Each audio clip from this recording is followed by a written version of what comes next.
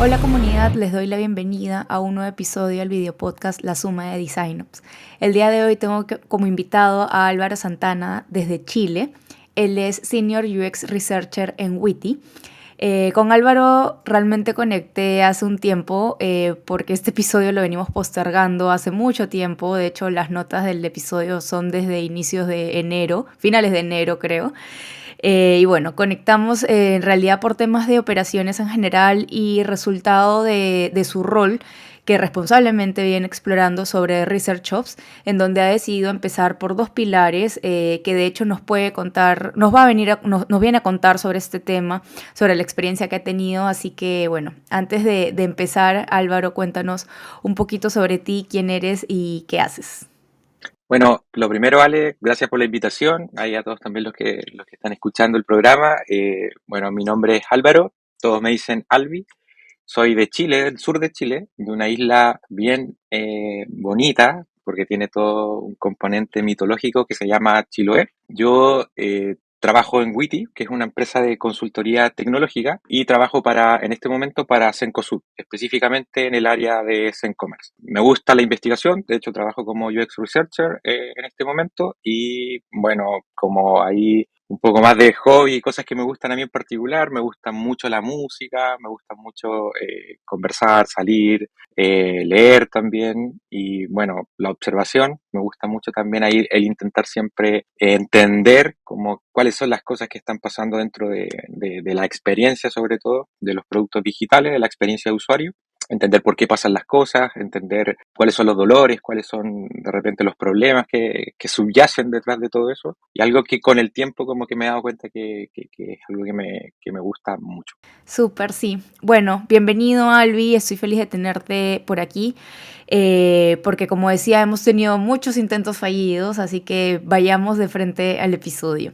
Cuéntanos primero un poco de contexto sobre tu rol, un poco más de contexto de ese rol dentro de la empresa y como decías, ya poco a poco ir entrando a ver qué es lo que vienes trabajando con Research Ops. Bueno, yo entré como UX Research, como mencionaba antes, específicamente hace un año y fracción para un proyecto relacionado con la creación e implementación de un chatbot dentro de la organización. ¿Ya?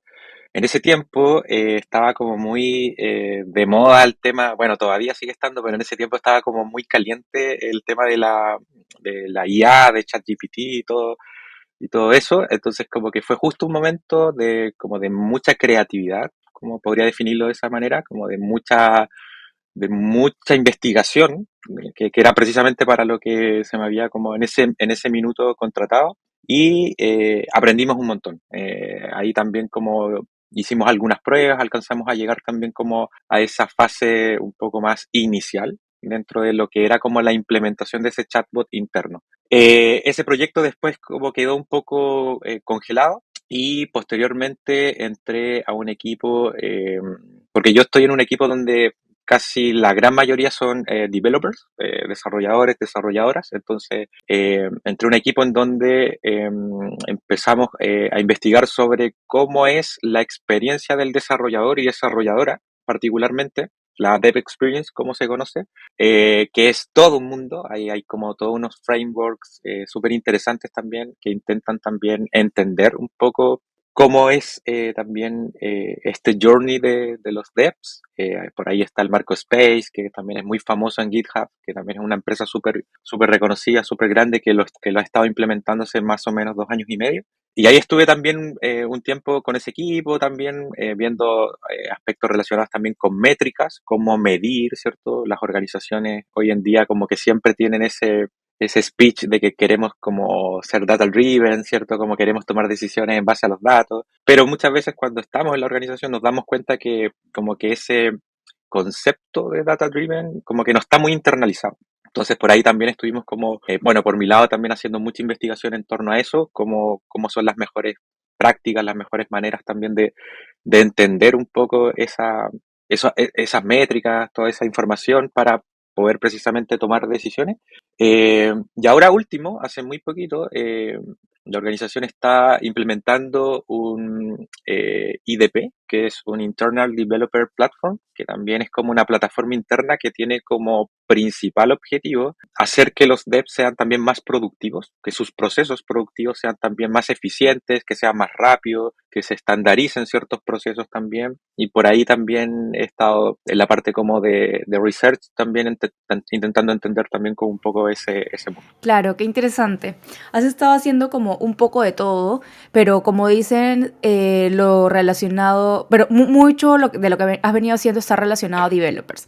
Para entender también ya un poco de estas responsabilidades que has estado teniendo en la empresa, ¿cómo nació esa necesidad de empezar ya a trabajar algo en el marco de Research Ops y toda esa parte de Ops que venimos a hablar el día de hoy? Bueno, la necesidad nace principalmente porque yo soy muy, dentro de todo, yo soy muy cuadrado, entonces como que a mí siempre, bueno, quizás por ahí me faltó también como en el inicio decir también que no soy diseñador de formación, pero me fui especializando con el tiempo en diseño. Y esa formación también me permitió tener como marcos, como herramientas también, metodologías, ¿cierto? Que en el fondo me han permitido a lo largo del tiempo poder también ordenar un poco el diseño. Y dentro de eso, y hablando más como relacionado al Research Ops, yo necesitaba un poco adaptarme a la complejidad que tiene la organización en la que yo estoy. Y esa complejidad implica, porque todavía estoy como en ese camino, un poco también tener ciertos marcos que a mí me permitieran poder hacer investigación de manera más rápida y más fluida. Entonces ahí nace un poco como la necesidad operativa, por un lado, como de también ser más eficiente yo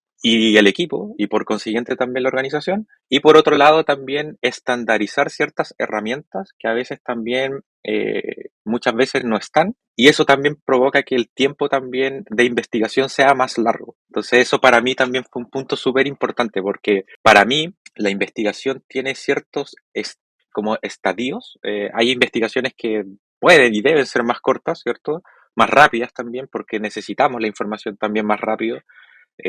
Tú sabes que trabajamos en organizaciones que son súper rápidas, súper complejas, que a veces los requerimientos como que son para ayer, como siempre se dice. Entonces, yo sentí que el Research Ops también me permitía un poco tener esa flexibilidad, ¿ya? Y a la vez también, teniendo ese marco, poder yo ordenarme, por ejemplo, cuando una investigación requería, por ejemplo, un tiempo más corto, o requiere un tiempo más corto, o cuando una investigación requiere un tiempo ya mediano o largo plazo, ¿cierto?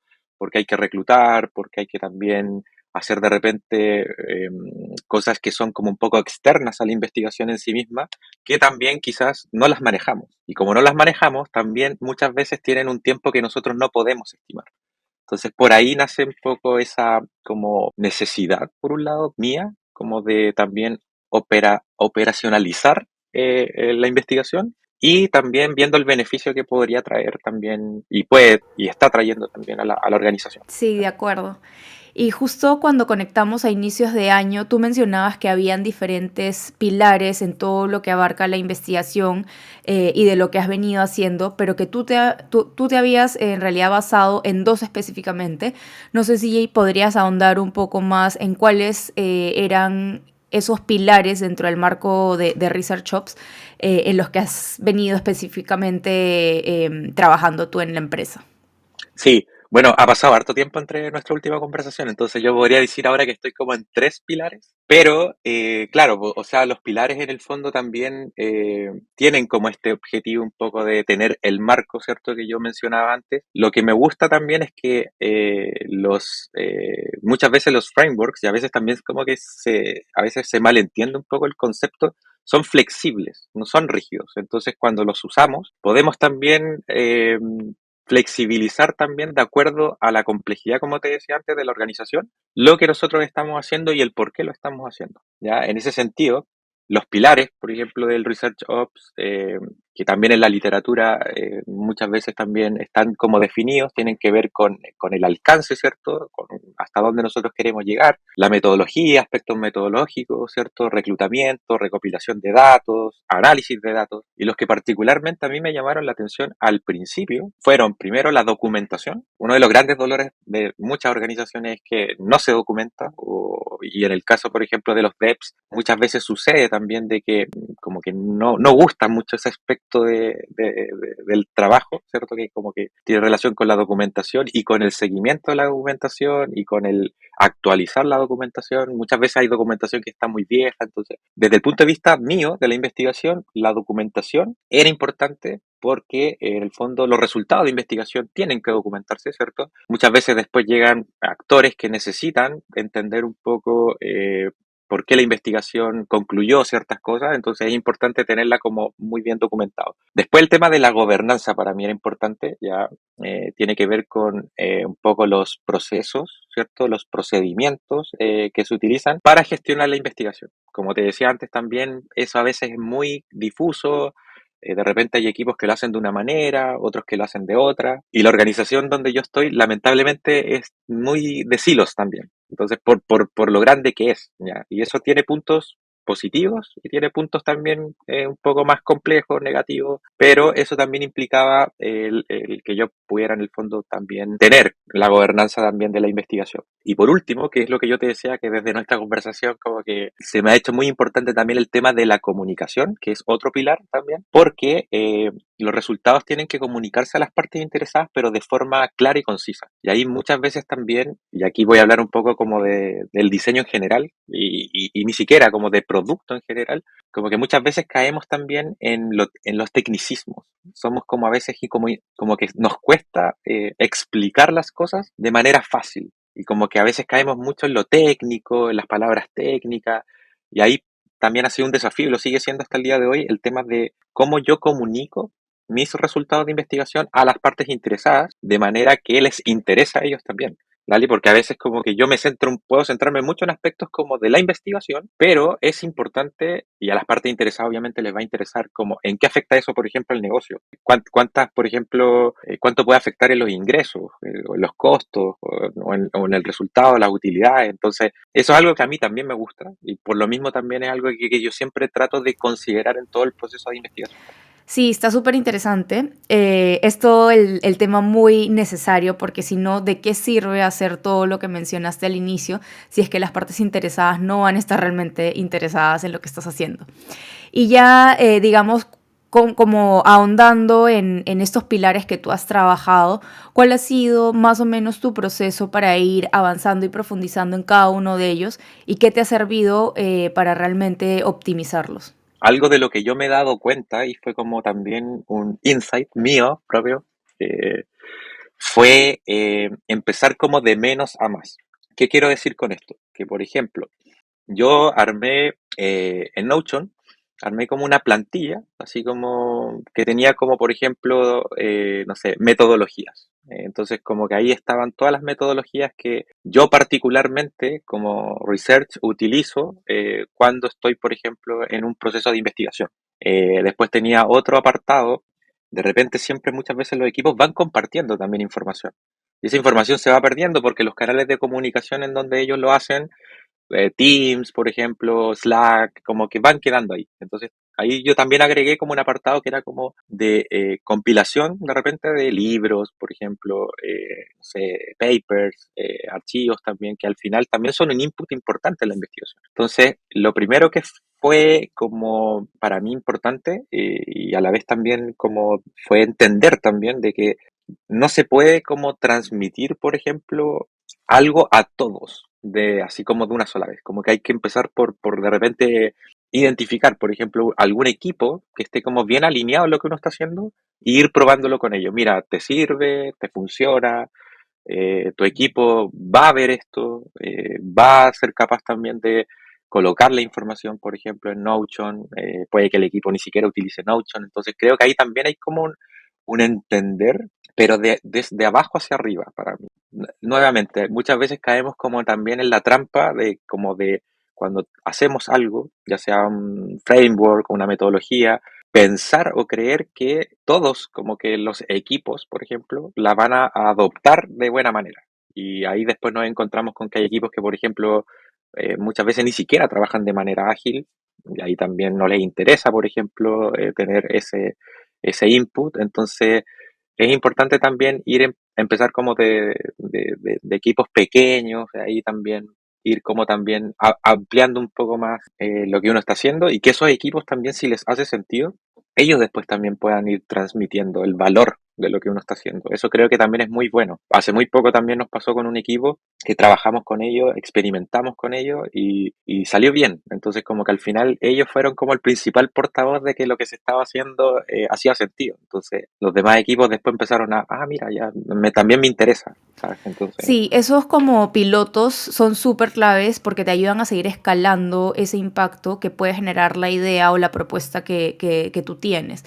Pensando justamente ya en la implementación y relacionamiento con diferentes stakeholders o incluso los involucrados, ¿con qué retos u obstáculos te encontraste en el camino y qué hiciste para superarlos?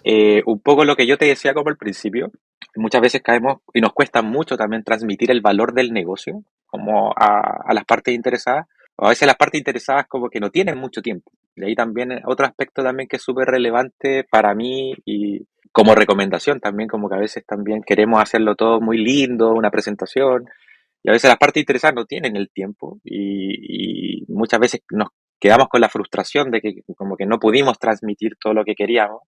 Entonces, en ese sentido, yo también siempre recomiendo también entender a las partes interesadas, como darse el tiempo de entender qué es lo que ellos quieren o de acuerdo al rol que ellos tienen, qué es lo que les interesa a ellos como output, como resultado final, como ya una vez que la investigación, por ejemplo, haya terminado, qué es lo que ellos esperaban.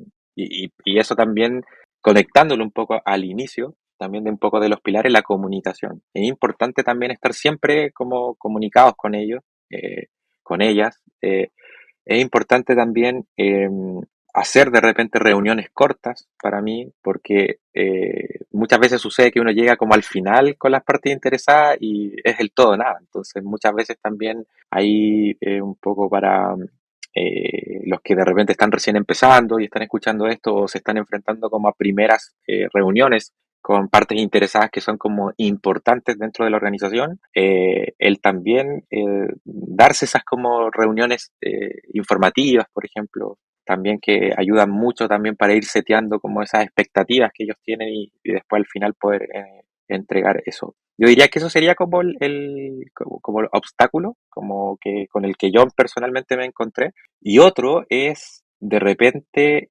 no estar tan relacionado con la métrica, con el número. Como que a veces también, no solamente hay métricas, por ejemplo, de diseño, de UX, métricas hay métricas de producto, hay métricas de tecnología, métricas de negocio, y todas se pueden complementar de alguna manera a lo que uno está haciendo. Entonces, vuelvo a lo mismo. Si bien nosotros el trabajo que hacemos es, por ejemplo, en mi caso es también investigar, ¿cierto? Entender. Eso no quita que yo también pueda, cuando entrego un resultado final, también recomendar, por ejemplo, en base a una métrica de negocio, que la investigación que se está haciendo quizás no está entregando, por ejemplo, o no está ayudando cierta parte o cierto aspecto de la industria al resultado final, ¿vale? Entonces creo que ahí también como alinearse un poco a la estrategia también es algo que a veces también complica un poco. Sí, sí, de acuerdo. Y volviendo un poco en eso de profundizar más en los pilares que tú has estado trabajando, porque bueno, mencionaste la documentación, la gobernanza, la comunicación.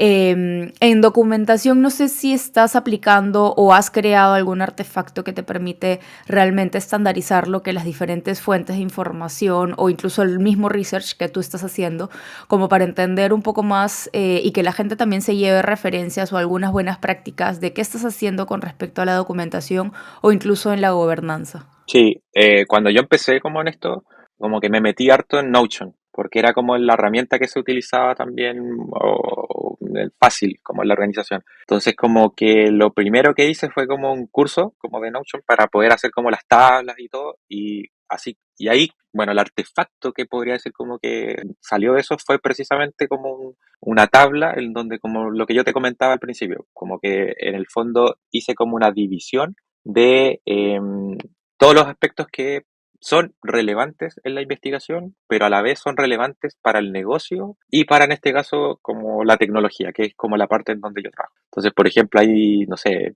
puse como un diccionario, como con todos los términos técnicos que yo de repente no manejo y que yo por el día a día, siempre los devs como que me hablan y a veces yo como que no los entendía mucho al principio. Microservicios, Kubernetes, como que muchas cosas así que al principio, y es normal, uno no las entiende, pero es parte también del trabajo también, irlas entendiendo, irlas también aprendiendo. ¿Ya?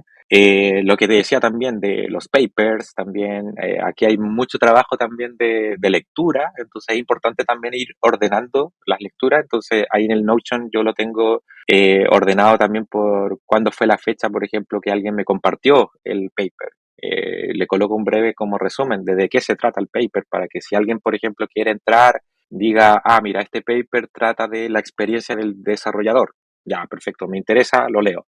Libros, por ejemplo, también que muchas veces nos compartimos, podcasts, todo trato como de, en ese artefacto, ordenarlo. Métricas, por ejemplo, analíticas también. Se trabaja mucho acá también con toma de decisiones mediante también herramientas como Power BI, ¿cierto? Mixpanel, también que si bien son como, y vuelvo a lo mismo, con enfoque de negocio, también a nosotros como diseñadores de experiencia, researchers, etcétera, también nos ayuda y debemos como también aprenderlas, porque también nos ayuda como a entender un poco cuáles son las decisiones que de negocio se están tomando, cómo puede afectar eso a la experiencia de usuario. Eso sí diría que sería como el principal artefacto. Y lo otro, bueno, dentro de ese artefacto que hice en Notion, también hice templates, como uno de los también dolores que yo me encontré hablando con las partes interesadas era que muchas veces ellos llegan con el requerimiento, pero sin saber bien qué es lo que quieren concretamente. Entonces, muy difuso, es como, ya me gustaría esto, ya, pero ¿cuál es el objetivo de que tú quieras eso? Perfecto. Muchas veces me lo dicen, ya, perfecto, ya está el objetivo. Ya, ¿tienes alguna hipótesis, por ejemplo, que quieras validar respecto a lo que me estás diciendo? Chuta, no sé, no lo tengo claro. Entonces, ya, perfecto. Un template muy básico en donde antes de tener, por ejemplo, una reunión inicial, yo se los paso y ese template tiene, no sé, objetivo, alcance, si tienes algunas hipótesis, qué es lo que tú quieres lograr y en cuánto tiempo quieres lograrlo. Y ya con esa información, para un research es un poco más fácil poder también armar un plan de investigación, lo que yo te decía al principio, cuánto tiempo puede durar ese plan de investigación, si tiene algún aspecto externo, ¿cierto? Como reclutamiento, no sé, hay que darle algún incentivo a las personas. De repente, no sé, en banca sobre todo es como muy complejo porque tenemos clientes también que son más premium, tenemos que llegar de otra manera a ellos y esas son cosas que muchas veces cuando nos pide la investigación, las partes interesadas no lo contemplan. Entonces, como que ahí también tener ese orden ayuda muchísimo también a no estresarse con los tiempos. Sí, de acuerdo. Y en todo este proceso que han estado ya implementando estos pilares y buenas prácticas de Research Ops, ¿cuáles han sido los principales aprendizajes que nos puedes compartir de toda esta experiencia? Yo creo que el principal aprendizaje ha sido un poco entender la dificultad organizacional y no estresarme por esa dificultad organizacional. Como que muchas veces pasa que, o me pasaba que era como, ¿por qué las cosas no se hacen como yo, por ejemplo, las hacía en otro lugar, donde quizás los procesos eran mejores? O viceversa, puedo haber estado en un lugar en donde quizás no habían procesos y después llego a un lugar en donde como que ya hay un poco más de madurez. Entonces, para mí ese como que ha sido también como un aprendizaje, como el entender como el grado de madurez de repente de una organización en cuanto al diseño y no estresarme por eso. Sobre todo si hay un equipo también, porque en la organización donde yo trabajo hay un equipo increíble también de UX, de Research, hay un Design Ops también. Entonces también eso me permite apalancarme de repente con aspectos o cosas que yo, por ejemplo, escapan a mí o no puedo hacer o necesito ayuda. Y eso también es algo bien como también bonito dentro de una organización, el poder también apoyarse de esa manera. Pero yo diría que eso es como el no estresarse como con esas situaciones, sino tratar como de navegar, de ir entendiendo. A veces también las cosas no son tan rápidas como nosotros quisiéramos, pero precisamente estas herramientas nos ayudan un poco a manejar esa incertidumbre, que a veces como que también es un poco difícil de manejar. Sí, así es. Y ya como para ir llegando al final del episodio, ¿qué recomendaciones le darías a quienes recién están explorando Research Ops en su organización? Mencionaste algo súper importante hace un rato, que es comprender las necesidades del equipo y de las partes interesadas, pero no sé si hay algo más que también consideras que has aprendido y que le recomendarías para para quienes están realmente ahorita empezando a explorar este tema. Siempre hay aspectos también que tienen que ver, por ejemplo, con los que se están iniciando, ¿cierto? Como con los que están empezando, con los que ya llevan un tiempo, con los que quizás han realizado Research Ops sin siquiera saber que están haciendo Research Ops, que también sucede mucho. Yo lo que le recomendaría es un poco también lo que decía al principio, tener los objetivos claros, como tratar como de, en el fondo, entender bien qué es lo que quiere también el negocio, la industria en la que uno está. Creo que eso también es súper importante. Cuáles son los objetivos que se quieren también lograr desde el punto de vista organizacional, ¿cierto? Invertir también en todos los aspectos que yo mencioné un poco antes.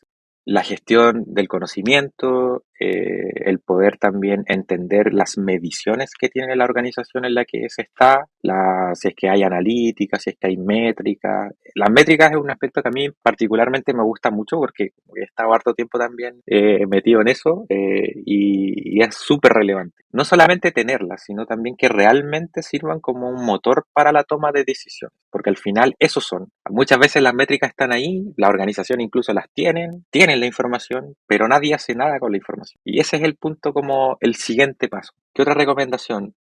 Lo que decía un poco antes, no estresarse como con la incertidumbre, porque tú lo sabes mejor que nadie también, como que la tecnología es una industria como que es muy volátil, como que a veces aprendemos en la marcha, como que hay muchas cosas que van saliendo en el momento, entonces hay que tener un poco también ese bichito, como decimos acá en Chile, como de curiosidad, como eterna, como porque siempre van a salir cosas interesantes y si uno pierde esa llama es como, ahí siento yo como que se apaga todo, es como el no querer seguir indagando, el no querer seguir aprendiendo, el no querer seguir investigando.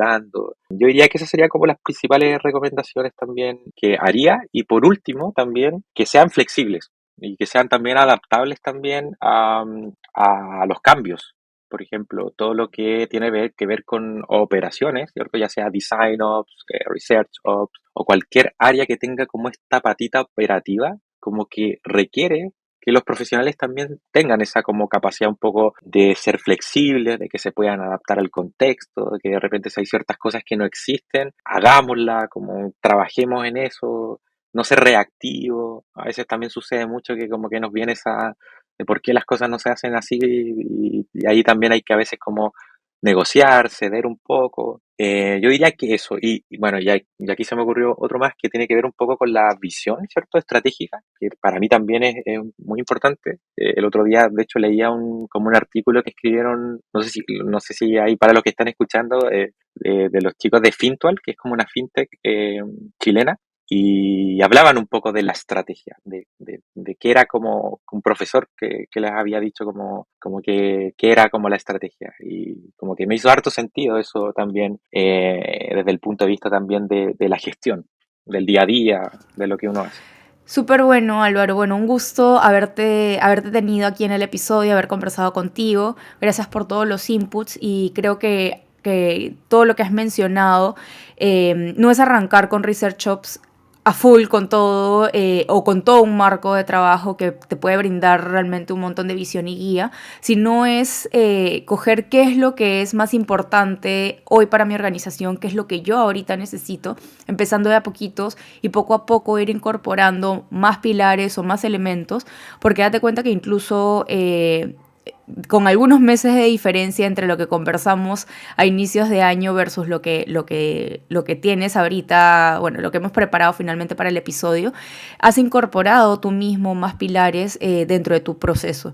Y eso está súper bueno porque hoy te demuestra que poco a poco tú también has podido ir avanzando, que si son 5 pilares y los que hubieras querido implementar desde el inicio, los 5 completos, tal vez no hubiera sido tan eficiente de tu lado o incluso probablemente te hubieras vuelto loco. Así que creo que no vale la pena abarcar todo desde el inicio, sino en ver cuál es la necesidad que tiene hoy el equipo y qué es lo que necesita hoy tu organización como tal. Así que de verdad, gracias por compartir todo esto hoy. Seguramente por ahí te pediré alguna bibliografía para añadirla en la descripción del episodio y que los que están escuchándolo puedan consultarlo. Así que creo que vale la pena seguir investigando sobre ese tema que es tan interesante y tan necesario hoy en todas las organizaciones. Perfecto, gracias a ti por el espacio, por la conversación, lo pasé súper bien también, a mí me gusta mucho también transmitir también conocimiento, creo que es muy bueno, sobre todo en lo que hacemos aquí nosotros relacionados al diseño en general, voy a decirlo así, y hace bien también como a la comunidad el poder también compartir experiencias también de lo que uno ha vivido y por mi lado también escuchar las experiencias también de ustedes también respecto a lo que hacen, que también es súper bueno. Así que nada, siempre disponible ahí para lo que quieran respecto a algún área que pueda también compartir o también ahí hablar. Sí, claro que sí. Y bueno, muchas gracias Álvaro y gracias a los que han escuchado hasta aquí el episodio. Nos vemos en un siguiente dentro de 2 semanas, así que muchas gracias. Nos vemos pronto. Adiós. Saludos a todos, cuídense.